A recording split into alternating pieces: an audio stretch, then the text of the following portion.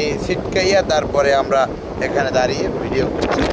এদিকে পানি বালু ওড়ার জন্য এই যে পানি দেওয়ার কার্যক্রম চলতেছে।